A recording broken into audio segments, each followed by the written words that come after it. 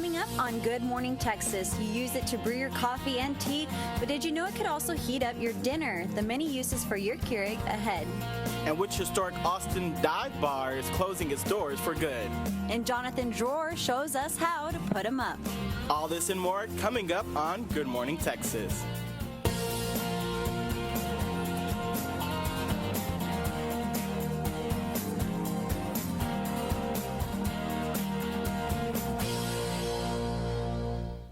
Good morning, Texas. I'm Luke Menadani. And I'm Leslie Adamy. Thank you so much for joining us this morning. Well, here's a fun fact to start off your Wednesday. How about this? It is National Play-Doh Day. Play-Doh. And of course, for the occasion, I brought some Play-Doh. And apparently, all of Austin got the memo. Because yesterday when I went to go buy some, this was the last one, like in the shelf. I'm not kidding you. This was the only one, and it's actually one of my favorite colors, so I was cool with it. But I ended up having to get this one, this like fun factory, just so we could have more Play-Doh. But Well, that's fun. more colors, yeah. You It's know, getting all nostalgic. Rev over up the here. imagination here, you know? Yeah, absolutely. Make some fun little toys, bring back the nostalgia of memories of childhood. Absolutely, and I mean, I've never been the most crafty with my Play-Doh, but maybe for like us college students, it could be like a good, like stress reliever. But my creativity doesn't go beyond making the balls and the snakes. So. Well, it's stressful if you eat it, right? Oh yeah, you should definitely I remember not for consumption. I remember it being salty whenever I was a kid. I won't taste it today. though. Okay, not today, Not today. but good for, I guess, sodium. Well, clearly we're getting the most out of our Play-Doh right here at the news desk, but are you really getting the most out of your Keurig at home? Turns out it can help you get more than just your morning cup of joe. Marival Santiago shows us how. Hey guys, today I'm going to show you how to use your very own Keurig to make some of the most instant meals even easier for you. Having a Keurig doesn't mean it only has to be used for coffee. You can also use the hot water for breakfast, such as oatmeal. All you have to do is pour a cup of oatmeal into the bowl, then pour some hot water from the Keurig. Let the oatmeal sit for a minute, and you're good to go. Another time you can use the hot water on your Keurig is during lunch hours. And when you're on a college budget, ramen is definitely the way to go. The same rules apply for ramen. Pour some hot water onto the dry noodles, let it sink for 2 minutes, then mix the flavor packet together to have some instant ramen. The last thing you can make with the hot water on your Keurig is definitely hot chocolate. Unlike the two meals, use a mug to pour the hot contents of the chocolate, dispense the hot water into the mug, mix it all together, and it's ready. Aside from making your daily coffee, I hope these hot water tricks will help you find more ways to use your Keurig more efficiently. Reporting for GMTX, I'm Marival Santiago.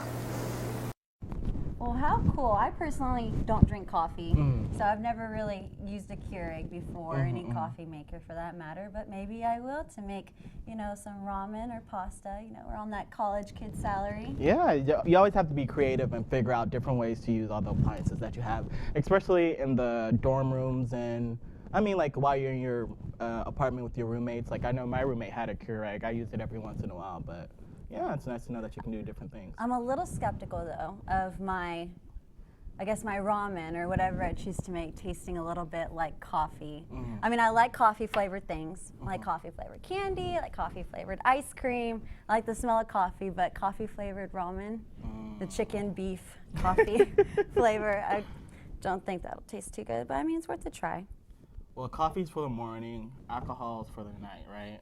I suppose. If people are getting fun. You're into that. Well, after more than 40 years of music and memories and alcohol, Hole in the Wall might be closing its doors. It turns out the owner and his landlord are having disagreements about the many regulars. Hole in the Wall might be closing. A petition has been started to declare the Hole in the Wall a historical landmark. The petition has almost 3,000 signatures. I think another piece of what makes Austin so unique is being destroyed. possibly because of greed and runaway growth that is not being controlled. Well, that's kind of sad. I've never been to Hole in the Wall, but I mean, since I've been here, and I know for several years before then, I know it's been a huge thing on the drag. It's one of the only things on the drag that's still here from my freshman year. You know, everything's just like being torn down or renovated, or it's just everything's changing, and that's something that's been there forever. And I feel very bad for the regulars. I know. I feel like that's happening all around Austin. You know, I know some other music venues were also in danger of being closed or are being closed and changing. So it's something that, you know, people are fighting for in Austin, to try to keep it weird, keep it the same, Austin, keep it the way it is. It should be, you know. But you know, you have population growth, got different people moving in. Gotta have a little change. Yeah, absolutely. Maybe one day before we can go check it out. I feel like I should. Well, Austin ranks #1 as the hardest drinking city in America according to a Forbes study, and driving while intoxicated is a cause of growing concern. However, UT student government is taking steps to reduce the numbers of university students driving drunk. Our Connor Barrick has the story. Last year, the University of Texas student government initiated a campus-wide transportation service called UT Safe Ride. This program was put into place to heighten student safety and provide an additional option for returning home. We can save people from, getting in an accident, from drinking and driving. I think that's very useful. This program helps reduce the number of drunk drivers. It's not really a secret that people drunk drive from 6th Street. So we approach Student Services Council about making a drunk driving prevention program. And it's a simple process for getting a ride. You have a guy sitting out with a clipboard who will sign you in and give you an estimate of how long it's going to take to get your car back. UT students coming home from 6th Street can come here to the corner of Sanjack and 8th Street, where they can get into a UT Safe Ride and have it take them home to West Campus or in Riverside. If it continues to be as successful as it is, hopefully we can get that expanded into North Campus and other areas around Austin that have high student population. Although the program has run into some financial problems. The student government has been working with PTS to try and find funding. But without funding, the future of this program remains unclear. Connor Barrick, Good Morning, Texas. That's a great program they started by UTSG. Absolutely. Stay tuned. So to come, your top stories and a look at this week's weather forecast. Thanks for watching Good Morning, Texas.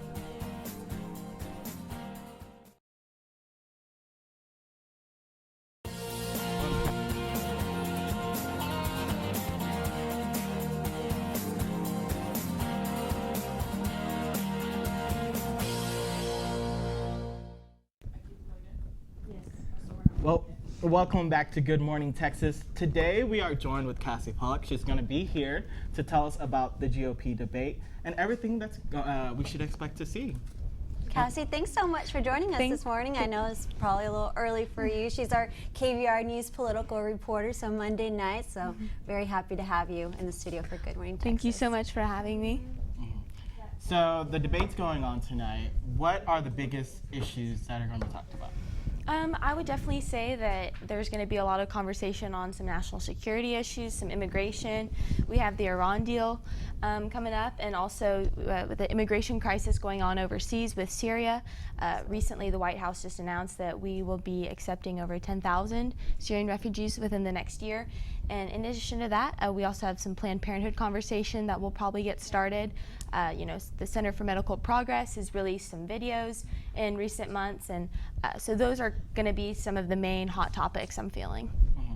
So, the GOP, the members are usually, very conservative, looking not to have too much big money spent by the government. But with the refugees coming and all that, and having the Syrian refugees come, that's going to be a lot of expansion of the government, trying to put them into different places and all that. Do you think the candidates are equipped to, talk about those issues and, foreign relations and all that kind of stuff? I definitely think that maybe, although there may not be as much experience on that front, there's no White House experience quite yet, but I think that they'll definitely be able to have some productive conversation and share some different ideas and thoughts and opinions on how to combat, the influx of immigrants that we'll be receiving.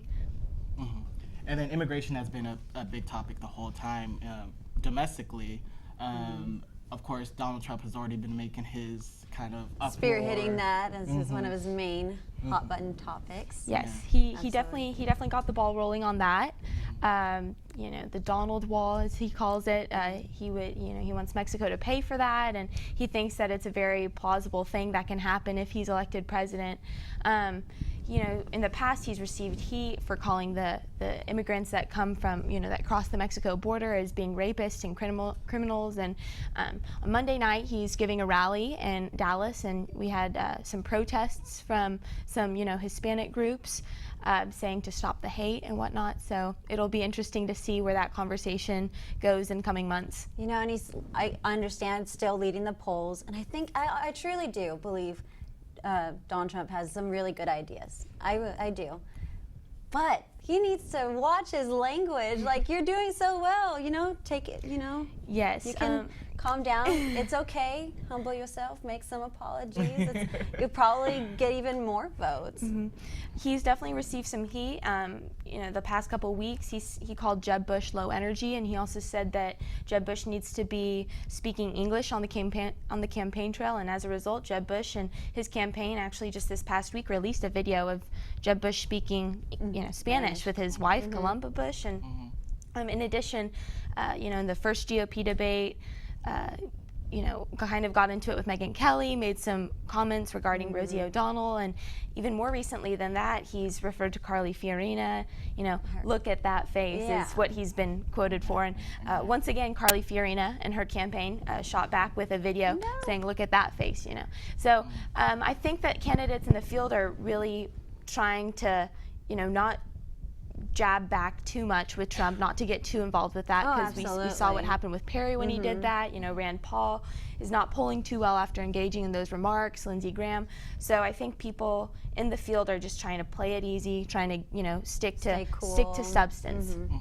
I mean, I feel like people probably thought he was just going to be, you know, in there for a while and start and then burn out. But then it's a huge field as well. So, you know, with him taking all the media attention, a lot of other people haven't been able to show up. Who does need to kind of give themselves a great foothold in this debate and really show up? I definitely think that Scott Walker, former governor of Wisconsin, or I'm sorry, current governor of Wisconsin, I think that he really needs to step up. You know, at the very beginning, he's in the polls, double digits. After the first debate, he didn't really shine as much as I think, you know, he was anticipating. Since then, his campaign numbers have dropped to single digits. He's lost, you know, the front runner status and, you know, the title in Iowa and for the caucus. And so I think that he really needs to step up, you know, just kind of make himself, you know, get himself in the conversation and everything. And then there are a few more debates coming on throughout the campaign season as well. After this one, who do you think will be still left in the game? Oh gosh, it's a tough call right now just because we're still, you know, over a year out. I think that you have Ben Carson, you have Donald Trump, you have Ted Cruz, you have Jeb Bush, you know, Scott Walker maybe. So it's all just going to kind of depend on what their next moves are and how they decide to kind of, you know, route the next bit of their campaign. Well, thank you, Cassie. Clearly, a lot to look forward in tonight's debate. That will be aired tonight on CNN at 6 and 8 p.m. Eastern. You can catch Cassie with the latest in politics and legal news Wednesday nights at 8 p.m. on the news show at TSTV called Polytalks. Thanks so much for joining us, Cassie. Thank you so much for having me. Keep it here on Good Morning Texas.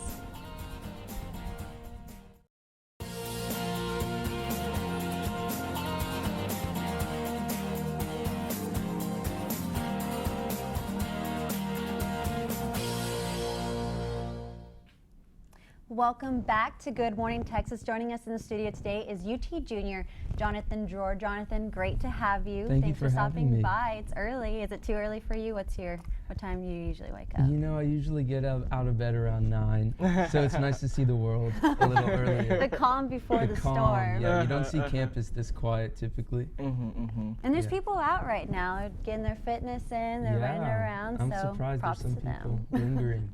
Maybe they're listening to your new music that you got out. That would be great. Yeah. I hope so. We're very excited to talk about your music video. Before we get to that, I'm very interested in talking about a little about yourself. So you're an economics major, correct? Right. But clearly you have a great talent in music. How do you, and you're part of the a cappella group here on campus, UT Ransom Notes, correct? Right. How do you balance the two? You know, it's really hard, especially when we were getting ready to film the video, because there's so much that went into it. So the hardest part was finding a balance, and my parents are fully supportive, but their main thing was like, you're here for school. As long as that's still doing fun, we're great. School is first. So I definitely wanted to focus on that, but it's great that I can kind of pursue my other passion at the same time. What did they think when they saw that you were getting all this popularity and these views on your music video? Yeah, they loved it. They were just so proud, and they're my biggest fans. So it's been really supportive, and it's been great to kind of have them there. When did you film it? Was it like in the summer, like right before school? Right, so we filmed it at the end of May, so it was right around finals. So it Oh, was kind of goodness. the craziest month of my life, trying to fit in all like the logistics and planning and just finding where we're gonna shoot and having to study for like 4 tests and do all those essays. So definitely the craziest time ever. Doing the most, absolutely. How long did it take to, did y'all film over like a few days, or how did the production process go? Did y'all edit a few days? Yeah, so we filmed for 3 full days from like 6 a.m. to 11 o'clock, and it was back to back to back, and I don't know how I did it. Like looking back, those were the longest days ever, but I think because I just loved what I was doing, and I was really like passionate and finally excited that we're getting this going, so that kind of got me through that. And then the editing we had all summer because we wanted to release it right around game day. So we had all summer to kind of, pick and choose different parts we like and kind of really take our time with that and make it perfect.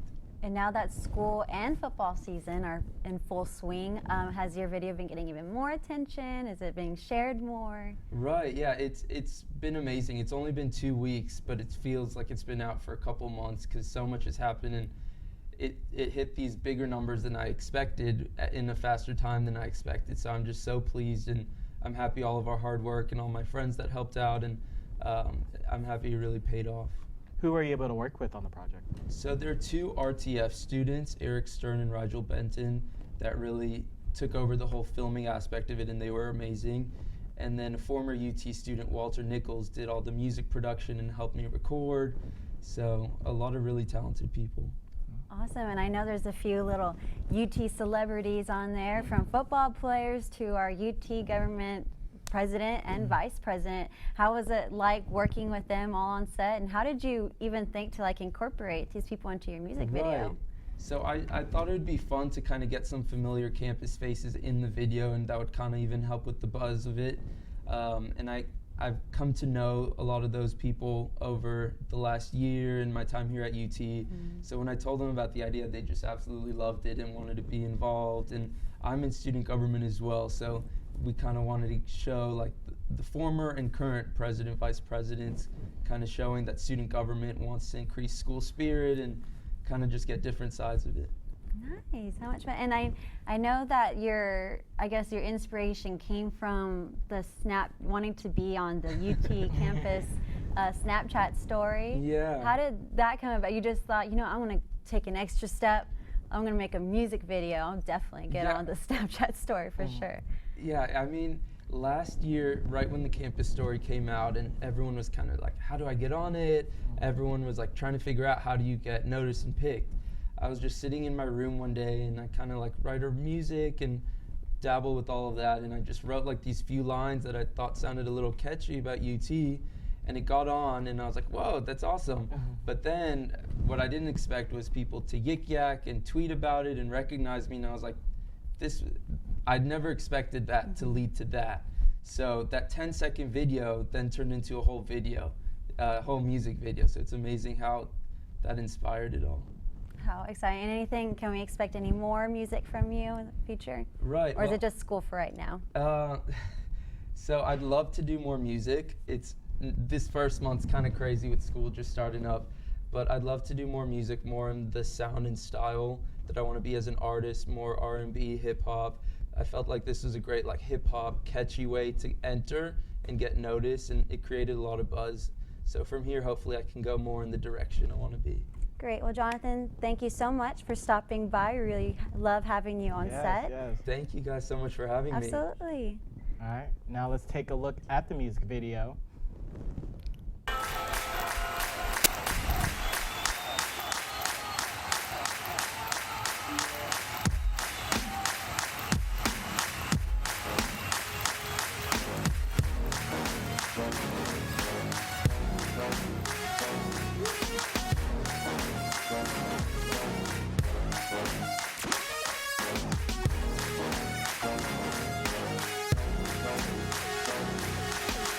Put 'em up for the Texas, put 'em up for the fight, put 'em up for the burnt orange, and put 'em up for the white. Put 'em up for the Texas, put 'em up for the fight, put 'em up for the burnt orange, and put 'em up for the white. You know we counting down the game day, hook 'em hard, tailgating all through the night till early morning. Don't need to we're done, cause we're number one. See 'em Longhorns run. Don't need to we're done, cause we're number one. See 'em Longhorns run. Put 'em up for the Texas, put 'em up for the fight, put 'em up for the burnt orange, and put 'em up for the white.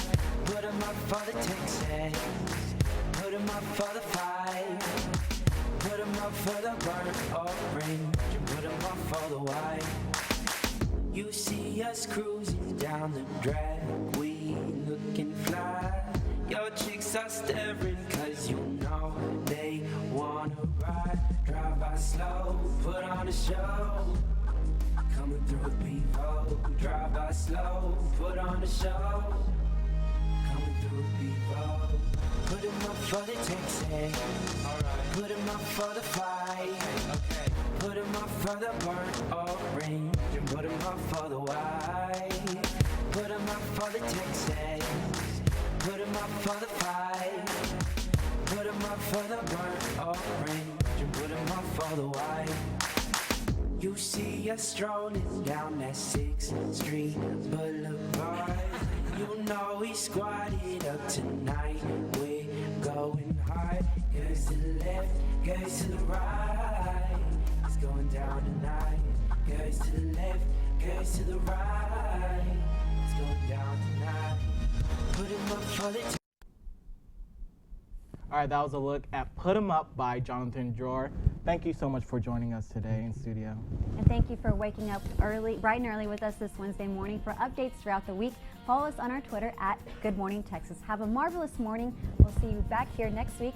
Don't forget to put 'em up.